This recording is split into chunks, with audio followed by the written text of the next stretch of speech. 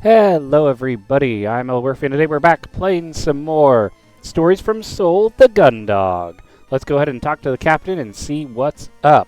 And now that we're given our full report. And? You release the breath slowly. Conversations with the captain could have been exhausting due to how little effort she seemed to put into them, and right now you felt a very real need to conserve your energy.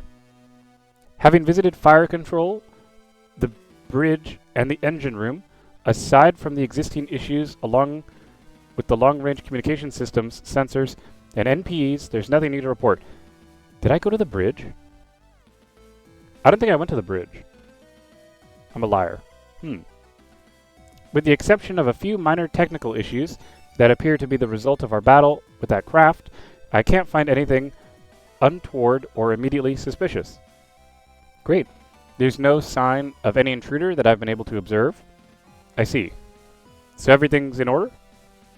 You clench your jaw to stifle a yawn as you catch a glimpse of the captain's bed in the annex that serves as her bedroom. You find yourself desperately craving your standard issue bunk. On the patrol route, at least, yes. Good to hear. You do your best to stifle another yawn, willing the captain to dismiss you. In that case, Lieutenant, you relax slightly, awaiting the order to finish for the day and pass the torch to someone else. I want you to head to the sickbay and get an update on Ensign Crew's status. You tense up again, the prospect of immediate rest now pulled out from under you. Ensign Cruz, ma'am? Yes, Lieutenant. When I had previously spoken to Dr. Rosarium, he'd advised that the procedure should have been finished some time ago, and Ensign Cruz should be ready to resume his duties shortly after. I need to brief Ensign Cruz on his new responsibilities, but I'm yet to hear anything from the doctor. Okay, so Lieutenant, I need you to head to sickbay to find out what the delay is. Understood? You'd allowed your weariness to creep over you, but it had been bearable because of the expectation that you'd once reported to the captain your duties would be done. Now, though, with another task foisted upon you, it felt almost overwhelming. With a Herculean effort that you hide from the captain, you throw a swift salute to acknowledge your new task. Yes, ma'am. Understood. Very good. Dismissed, Lieutenant. Sorry. You maintain your posture until you've left the captain's quarters, but as the door closes behind you, it's all you can do to not slump to the floor. This must be the last thing she has for me to do today. There's no way. You sigh deeply and pinch the bridge of your nose, taking a moment to wallow in your exhaustion until you feel ready to face this latest challenge. All right, let's go. Yeah, before we do that, let's go to the bridge, because I actually never went to the bridge. So, as soon as I've checked in on Hansen for the captain, I can get some rest. Everything else can wait for later. Okay, then why didn't you just move me to the dang sickbay? Because I was like, I don't think I actually visited the bridge. Oh, what? You lean back against the rear wall of the elevator and shut your eyes, savoring the brief moment of relaxation that comes from resting on the cool metal of the wall and listening to the gentle hum of the elevator's movement. You stay this way, seconds away from drifting off to sleep, until you feel the elevator begin to slow. You wearily open your eyes and push off the wall, standing upright. You lazily bring your hand up to your eyes to shield them from the harsh glare that you know will come from the sickbay's lighting. Ooh, yikes. Your eyes adapt to the light. As your eyes adapt to the light, the first thing that catches your attention is a glitter-like shimmer from the floor at the far side of the room. Once your vision has adjusted completely, you realize that these sparkles are caused by high-powered lights reflecting off fragments of broken glass that are scattered all over the floor. Oh my god! Doctor! Slumped over his desk is Dr. Rosarium. As you approach him, the dread is replaced with nausea.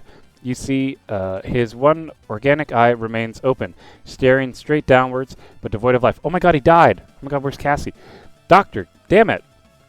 You quickly draw your electroshock weapon as you look over the bed with Cassie on it. Cassie, seeing her laying still, you move swiftly over to check that she's all right, and feel a rush of relief as you see her chest rise and fall. A shiver runs up your spine as you hear the sound of someone stepping on broken glass behind you. You hold your breath, wait for a single second, and then swing around, bringing your gun to bear on where you heard the noise coming from. As you swing your arm around, it's immediately intercepted, stopping its arc before you can aim it where the noise behind you had come from. All you have time to process is a fist flying towards you, striking you square in the chin. There's nothing you can do but stagger backwards. Within a second, you're unconscious. Oh my god. Did Henson break out and... Interesting. We're unconscious. We don't know what the hell's going on. Fair enough. Wake up, Lieutenant. I said wake up, Lieutenant. Okay. Oh, Vanessa, okay. Asleep at the job? You and your girlfriend are too much alike. Lord, what? Finally, I was about to begin to think that you decided to copy your lieutenant commander and play Sleeping Beauty with the rest of the mission. Cassie, is she... Erg. In the same moment that you sit up quickly, lance of pain strikes you at the base of your skull and you wince, gritting your teeth and squeezing your eyes shut. I wouldn't make any sudden movements if I were you. We found you knocked out, flat on the floor of the sick bay. Okay. Looking at the way you fell, you must have taken a serious blow. A shame. It's not like we've got a doctor to deal with that kind of thing anymore. Moving more slowly this time as you bring yourself upright and maneuver so that you're sitting on the edge of your bunk, you keep your head bowed as you tentatively feel the back of it where you'd hit the floor. Dr. Rosarium, he's dead. Yeah, I figured. You must not have got a good look at him, but someone pulled his plug. Kind of funny when... Okay, Lieutenant Lord, that's enough. What about Commander Quinn? Is she... What? You don't want to know more about the doctor? Aren't you already planning your investigation? Shouldn't you be asking me if there's any information that might help you find the... I couldn't give a shit about the doctor. You turn to look at Vanessa straight in the eyes. Your face a stern expression of disapproval. Just tell me how Commander Quinn is doing, Lord. She's unscathed, Lieutenant. As always, she somehow managed to come out of things absolutely fine. We've moved her to her quarters for the time being to keep her secure. Good. Okay. You rest your elbows on your knees and place your head in your hands, massaging your temples in an attempt to reduce the pain that had traveled up your neck and into your forehead. What happened? I went into sickbay and I saw Dr. Rosarium at his desk. I went over to Commander Quinn and then you remembered spinning around to aim your electroshock weapon at whoever had been behind you, but you hadn't managed to get a good look at them before they'd knocked you out. I got knocked out. What happened after that? Well, lucky for you, Ensign Cruz was in the surgery wing waking up after his procedure. He saw the silhouette of your fight, in quotes, through the glass and hit the emergency alarm. Really, Hansen didn't do it, although whoever it was managed to escape before Cruz could, and make his way out of the surgery wing, or anyone else could get there.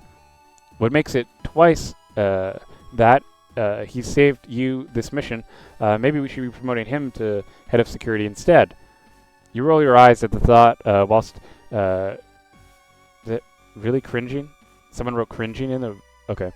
Whilst cringing internally, having Hansen to thank for your survival was becoming an uncomfortably common occurrence.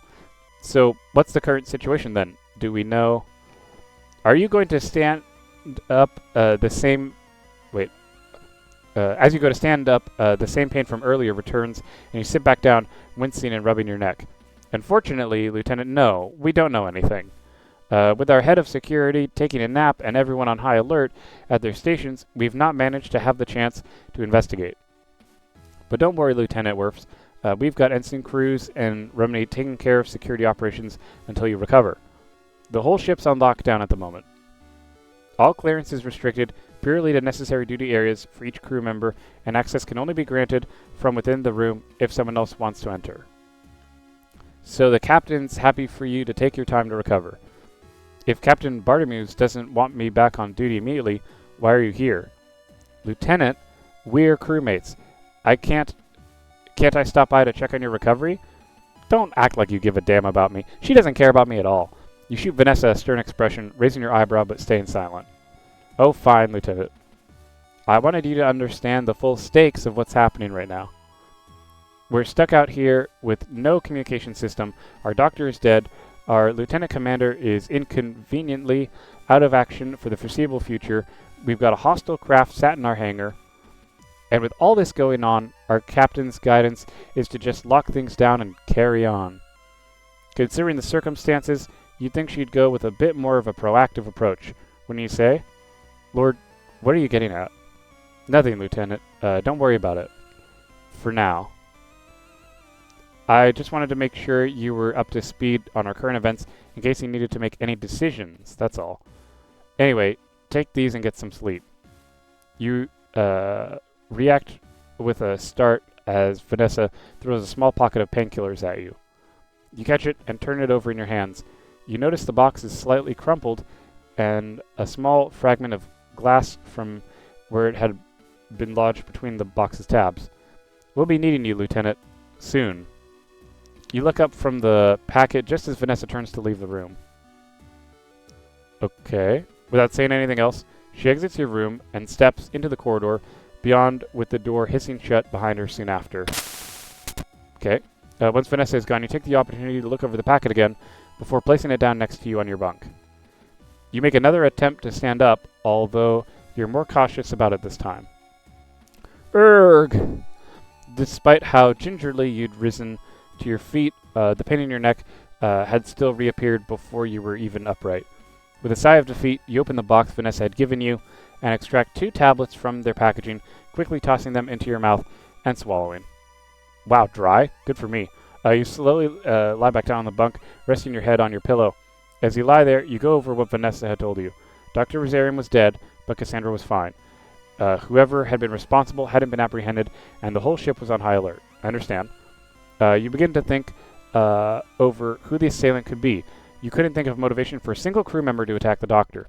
Although, now that you think about it, the disarray in the sickbay was very similar to what you saw on the O'Brien. Was what happened there happening here? Plus, what was Vanessa talking about making decisions for? Your mind slows as the medication kicks in and your thoughts lazily drift from one subject to another. She wants to take over the ship. I know this. I'm not stupid. I don't know if we should. I've been thinking about it. I don't know if that's a good move or not because I don't know how to be a captain. I don't mind the captain being the captain, but I think there's very good reason to transfer to another ship. Like, I don't want them to kill a captain, you know? Although you do your best to keep thinking about the dramatic shift in circumstances, you feel yourself beginning to slip out of consciousness and back into an exhausted slumber that Vanessa had interrupted. The last thing you remember before drifting off to sleep is that as soon as you were awake, you knew the first thing you'd been doing was visiting Cassandra. April 24th, planetary calendar 214. Okay.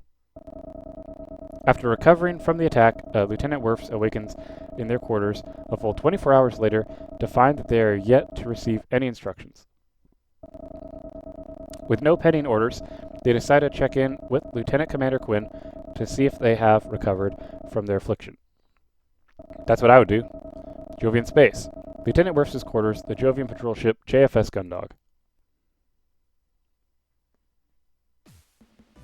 Reaching up above you and interlacing your fingers, you lean back, stretching out your back and neck.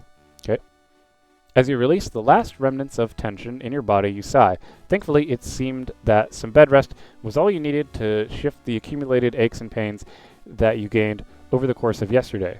Some sleep, occupied with a shower and a change of uniform, had left you feeling like a completely new person, almost as if nothing had happened at all.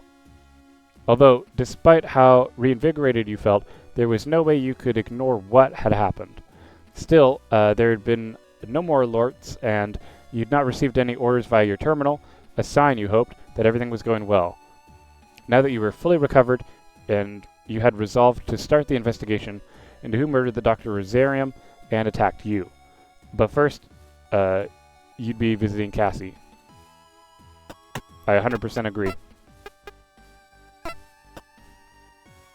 Yep. Stepping out into the corridor beyond your quarters, you barely make it halfway to the force side thoroughfare before an announcement sounds over the loudspeakers. You instantly recognize it as Vanessa, despite the slight distortion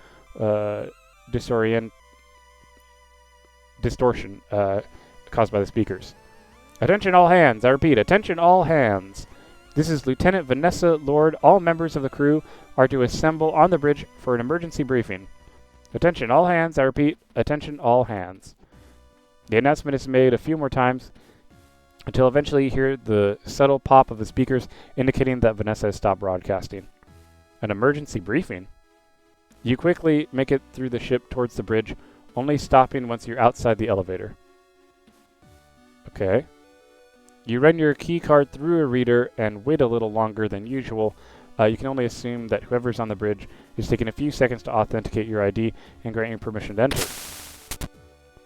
Bridge control. Okay. Or central hub. Soon enough, the door opens and you step inside.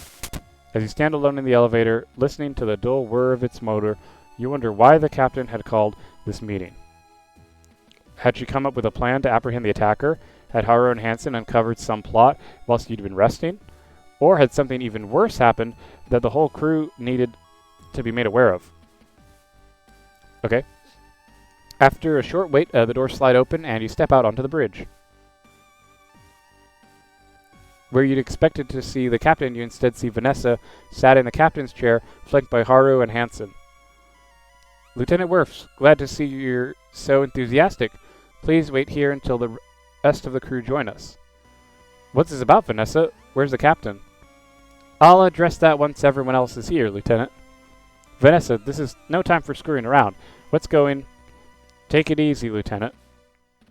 Ensign Rumney swaggers up to you, placing their hand on your shoulder before moving around behind you.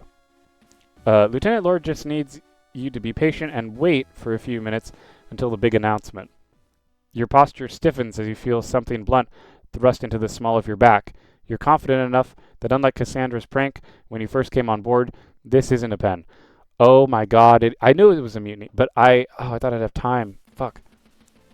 You'd better listen to what Ensign Rumney is telling you, Lieutenant. They like to be in charge and don't take kindly to people who try to get on top of them.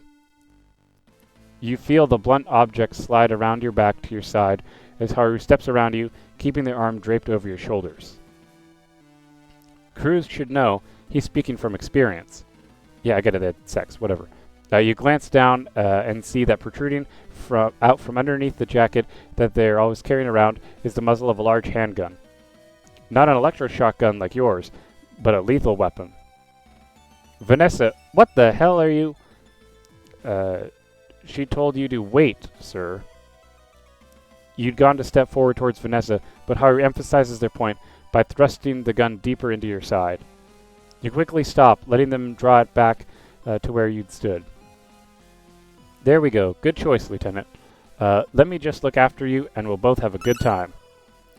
Before you can respond, there's a small electronic chirp that sounds from the captain's chair.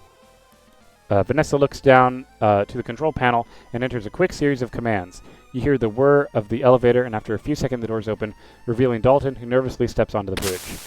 I heard the announcement, and that's good, Cadet.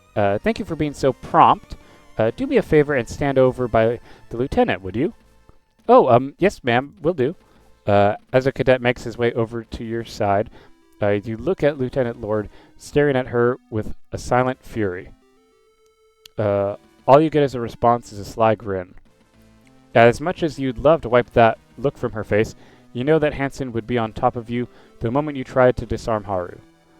You couldn't really rely on Dalton to remain calm in that kind of situation either. There was a good chance that he would get caught in any crossfire. Instead, you just remain silent. It's good you're feeling better, Lieutenant. I was really worried when I heard about what happened to you in the sickbay. Can you not see the gun? Can you not see the handgun that's pointed at my back? I mean, I think it's like tucked under her jacket, maybe? I'm not sure, but Dalton seems so fucking stupid. Okay. Thanks, Dalton. With her smirk looking increasingly sinister, Vanessa shakes her head at you, causing you to stop your response midway through. Sir? You haven't had much time to resent Vanessa's subtle malice when you hear the same electronic chirp as earlier.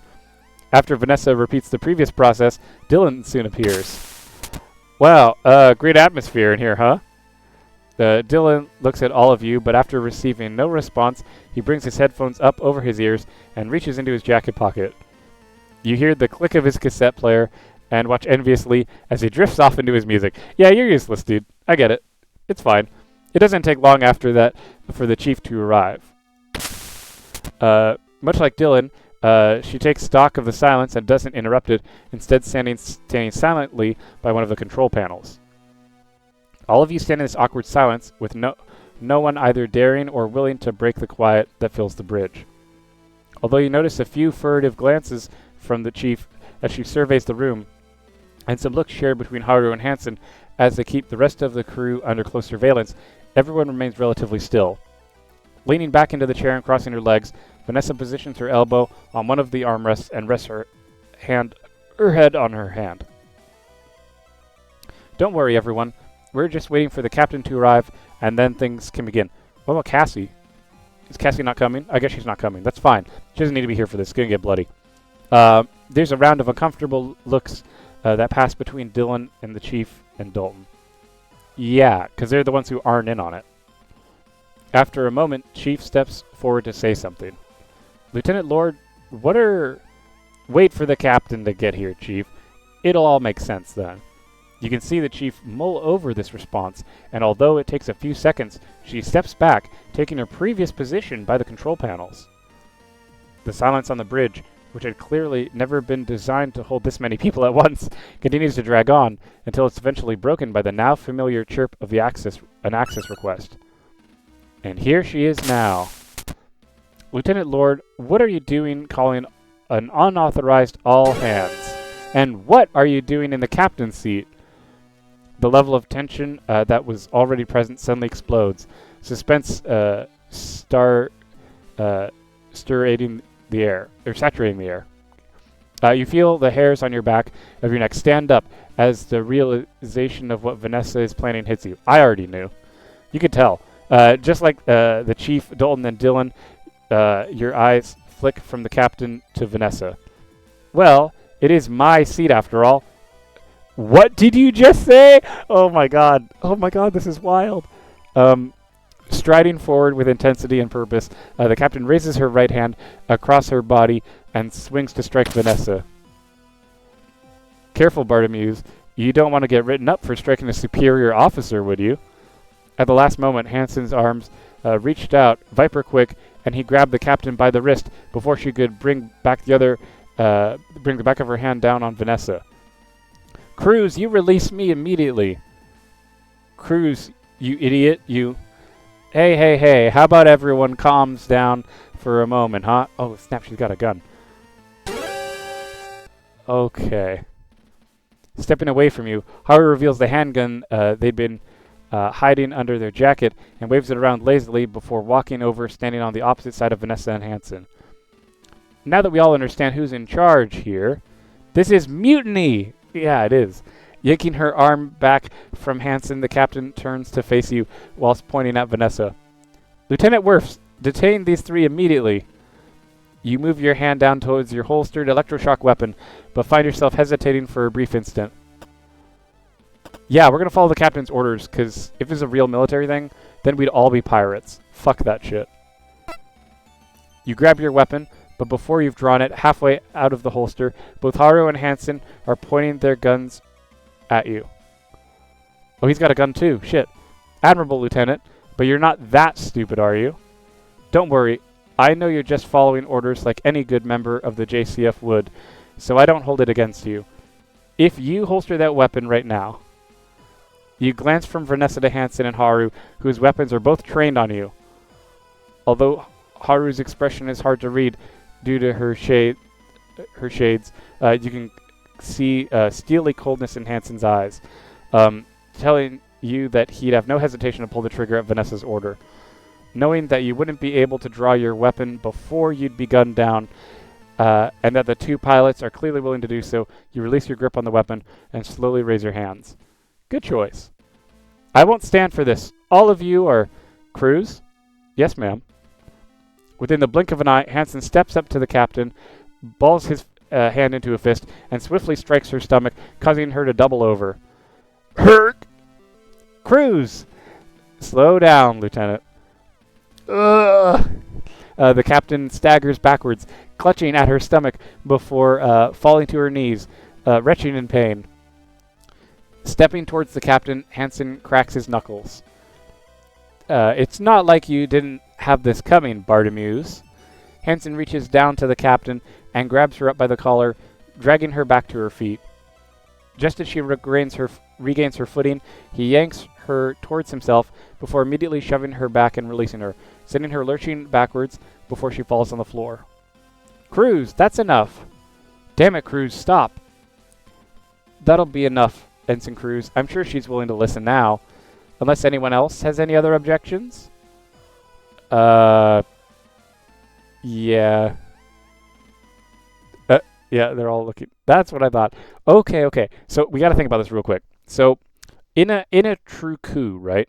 You obviously don't want to die. So it might be worth it to just go along with Vanessa and just support her, because I don't have access to my weapon, and as much as I'd love to kill Hansen right now, despite him saving everyone, there is some merit to the fact that the captain is bad. But at the same time, if I'm being on it, and now I don't know, I know my character might not be able to think of this, but I mean, we would be pirates, essentially. Even if we made up a lie that the captain died, like, I don't know how that would play. I feel like she did get everyone killed, but I don't think she deserves to die. I guess it depends. If they want to just imprison her and they don't want to kill her, then I can maybe support the coup, because I think my character has enough resentment against the captain to do that. But if they try and kill the captain, I don't think my character is so dishonorable that he would be okay with doing that. So we'll see how they play it out, if it's like unconscious and prisoner versus death. I'm not going to let them kill the captain, but I will help them if they just want to immobilize her, because I think my character would do that, but I don't see my character being somebody who would allow them to kill her. So we'll see. Vanessa said, that's what I thought. Uncrossing her legs and rising from the captain's chair, Vanessa takes on a formal posture and walks into the middle of the bridge. I, Lieutenant Vanessa Lord, as of 1700 Jovian Standard Spacetime, April 24th, Planetary Calendar 214, in accordance with the Jovian Colony Fleet Convention, Section 16 or Article 7, announce myself as new captain of the JFS Gundog. I justify my announcement through Section 16, Article 9, on the grounds that neither the captain nor her second-in-command are fit for duty based on medical circumstances. As we don't currently have a doctor on board, I am forced to make this assessment based on my own discretion. Oh my god, Vanessa killed the doctor. In addition to this, under Jovian Colony Fleet Convention Section 16, Article 12, I'm limiting both the previous captain and the lieutenant commander to their quarters on supervision of treason. Lord, what the hell are you? She totally killed the doctor. You know what? She's a bitch. We gotta take her down. You spring forward and grab Vanessa, your hand already on your electroshock weapon, but before you can get it, you're immediately stopped by Haru, whose pistol is crammed deep into your stomach. You shouldn't shoot immediately. There's only so many times I'm going to tell you to stay cool, Lieutenant. Looking past Haru and a smug Vanessa, you can see that Hansen has similarly leveled his gun at the Chief and Dylan, both of whom step backwards. If you'd care to let me explain, we are currently in the middle of a situation that goes beyond negligence and incapability. Lieutenant Lord, the captain hisses, staggering to her feet with one arm over her stomach. You stop this now, or... Ugh. Oh. With a slap that echoes around the bridge, Vanessa sends the captain, who is still unsteady on her feet, reeling. As she falls back to the floor, Dalton moves to help her, but is quickly blocked by Haru. As I was saying... It's clear that both Mary's Bartimeus and Cassandra Quinn are traitors. Oh, fuck no. Hold up. You don't get to say that kind of shit about my girlfriend. Hold the fuck on. That's, like, not okay. She totally killed the doctor, right? Oh my god, I hope I'm not making the wrong choice, but she totally killed the doctor.